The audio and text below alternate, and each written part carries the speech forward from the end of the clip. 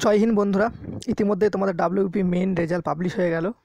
তোমাদের যে রেজাল্টের কাট আপ সেটি হাই গেছে।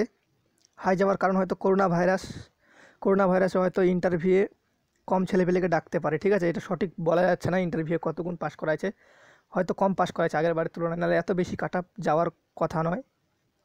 তো কে কত নম্বরে পাস করলো আমাকে জানিয়েছে আমার সাবস্ক্রাইবার বন্ধুরা, তো তোমাদেরকে সেটি তুলে ধরবো। আর যদি এর মধ্যে যদি তোমরা এর থেকে কম নম্বর পেয়ে পাস করে থাকো তো তোমরা বলো। আর তোমরা দেখে নাও এক নজরে ওয়েস্ট বেঙ্গল পুলিশের যে মেন পরীক্ষার কাট আপ সেটি কত গেল। আর তোমাদের একটা কথা বলবো, যারা ভাই তোমরা ডিসকোয়ালিফাই, মানে তোমরা যারা শর্ট লিস্টেড হও না ইন্টারভিউয়ের জন্য, তোমাদের বলছি খেলায় হার জিত আছে, ঠিক আছে। সেরকম পরীক্ষায় পাস ফেল আছে, এতে মন ভাঙার কোনো কারণ নেই। এবার তোমাদের হয়নি তো নেক্সট বার তোমরা তোমাদের যে ভ্যাকেন্সি সেই ভ্যাকেন্সিটি তোমরা নিয়ে যাবে, ঠিক আছে। তো তোমরা একদম মন ভাঙবে না, তোমরা একদম হেরে যাওনি সেরকম ভেবো না। তোমরা ভাববে যে এখনও আমাদের চান্স আছে। যাদের বয়স শেষ তাদের তো খুব ব্যাড লাক, আর যাদের বয়স আছে তারা নেক্সট বার তোমরা পাস করে যাবে, ঠিক আছে। তো কোনো দুঃখ পার, মানে আমি বুঝতে পারছি তোমরা এত দূর পৌঁছে কেউ যদি ফেল করে কিংবা ডিসকোয়ালিফাই হয় তো খুব খারাপ লাগে।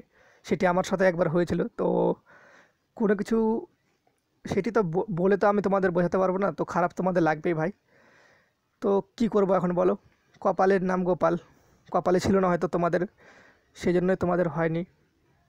তো চলো তোমাদের কাট আপটি দেখিয়ে দিই।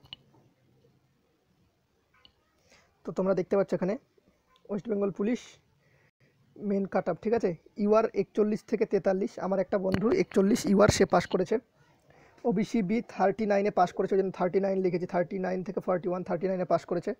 ওবিসি এ 37, একটা বন্ধু বলছে 36-এও পাস করেছে, কিন্তু একটা ওর নম্বর নিয়ে আর কি ডাউট ছিল। তো এসসি দেখতে পাচ্ছ 38 থেকে 40 পাস করেছে, 38 থেকে 40, ঠিক আছে। কারো যদি এই নম্বরগুলো কিন্তু গেছে কাট আপ 100%, আমি দেখেছি।